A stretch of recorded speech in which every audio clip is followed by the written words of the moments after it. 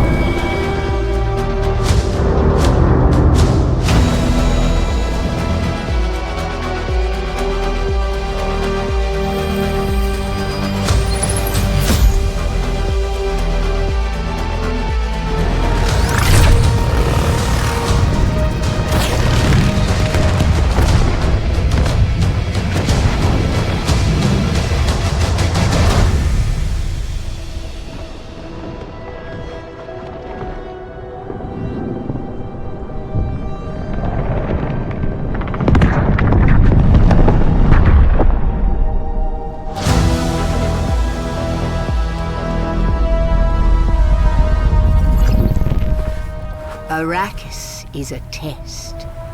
Few survive it. But the humans that do awaken.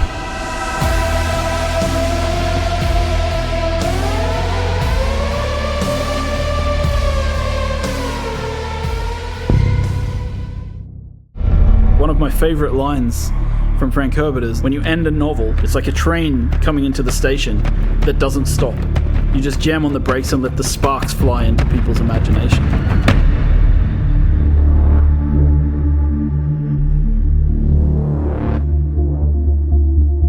Arrakis is a test, is what the Fremen say. And the player comes right into the heart of that test. Dune Awakening is a survival game at the base level. And it begins like a traditional survival game, you know, like you're looking for water, you're looking for shelter. You know, where will you find water in the desert? Will you take it from others? So when we talk about survival, sure, we start with the basic kind of survive. And then when you've survived long enough, it's now time to think about political survival and how you progress within the universe. The approach we take when building a world like Arrakis is we kind of have to think about where are the stark lines and how do we draw these epic spaces? How do we make them feel huge and the player feels dwarfed by everything they see around them? The intention was every time we saw the desert, it was highly brutal, and if you went out into the desert without the right protection and without the right knowledge, that it was sure death. If we looked at references from some of the hottest deserts in the world, the visuals that we saw from those deserts weren't enough.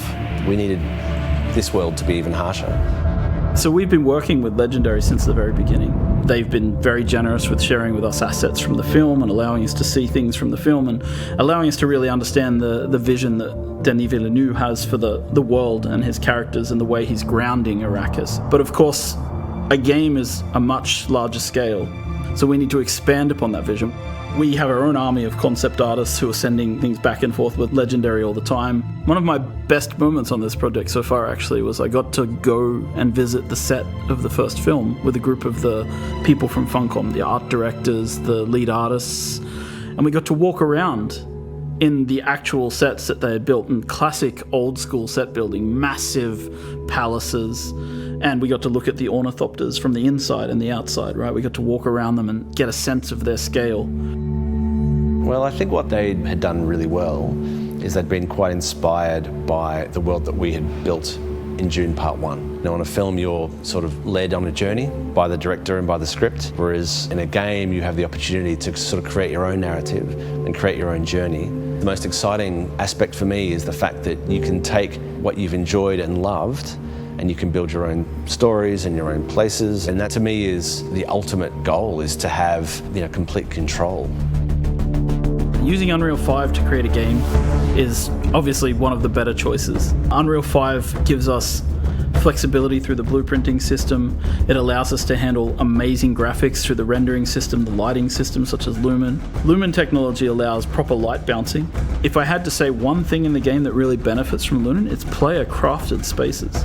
In our case, it's like you build a room and you place a window, and the window lets in natural light, and the light will fill the room in a way that feels real. And that technology hasn't existed before. Before Unreal 5, in the olden days, you had to use what we called the LOD system. And that meant that you had to create assets at different LOD levels, so it doesn't slow down everybody's computer. With Unreal 5, we have this new technology called Nanite that breaks things down into the right amount of polygons at the right distance. So for us, as a company, this has made an amazing difference to the visual detail of the world. It allows us to create one really amazing looking cliff piece, for example, and then doesn't matter how far away or how close we place it, it performs well and it looks great. Where Unreal worked for us on Dune was that it was a fantastic pre-production and planning tool. On Dune Part 2, we had some very complicated scenes, and we were able to previs all the way from Budapest what the light was going to be doing well in advance. It's the only tool that I've used, I would say, in my 25 years of shooting that is able to be used across a wide spectrum of films by different types of filmmakers. The most iconic creature in the Dune universe is the sandworm of Arrakis. And so we've tried to represent this in the game in multiple ways. So as a player, your first steps on the open sand, you hear the hiss of the sand in the distance as the sandworm begins to move towards you. And when it gets close, you hear the roar as it erupts from the sand nearby. And at that point, you have only seconds to live if you cannot make it to rocky ground. So this is your first experience with sandworms. And these are the little ones. When you go into the deep desert, when you're harvesting spice, the giant ringmouth sandworms that we've seen in the film will erupt underneath the spice blows and suck harvesters and equipment down into the sand beneath them. There's really only one rule. The sandworm will always come. Humans have always had this innate drive to create something, to build worlds, whether it's in their head, whether it's in text, whether it's on screens, whether it's in games. Funcom as a company has been on this journey for a long time, creating multiplayer worlds where players can live out their dreams and fantasies. We were there in the beginning with massively multiplayer online games. We've been there in the beginning with survival open world crafting games. And Dune is a combination of those legacies, bringing us forward into the future. It's the culmination of what Funcom means as a company and what we can deliver. And this legacy means that we need to really pay attention to what we're creating and how we create it for the fans. Because I think at the heart of this, there's a lot of people out there who really want to live in the universe that Frank Herbert created. And they really want to live in the visual world of the films that they see from Villeneuve.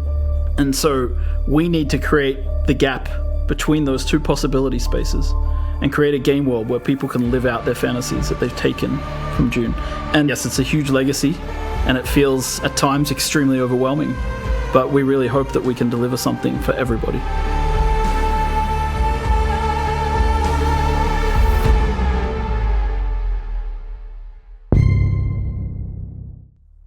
I have a dream. It starts in the desert. You cling to life. You find others, friends. You wander the dry, dirty streets of civilization. In the ancient halls of the testing stations, you find answers. You seek the secrets of the ever-shifting sands. Spice.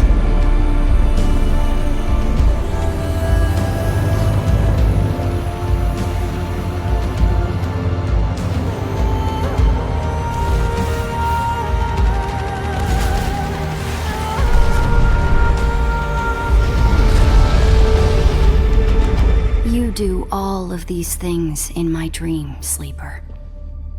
I am terrified of what happens when you awaken.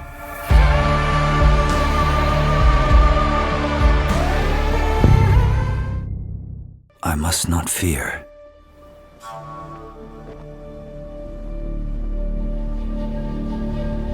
Fear is the mind killer.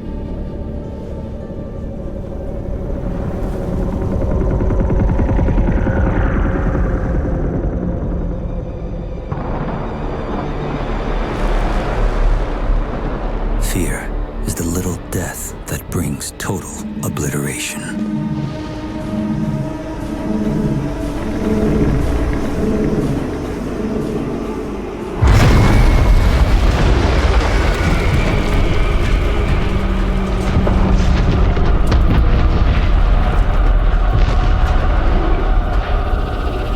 I will face my fear.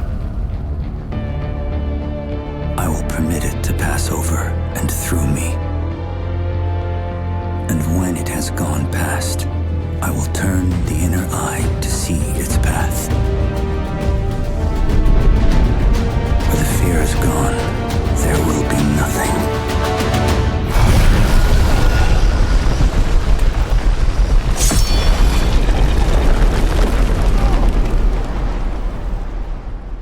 Only I will remain.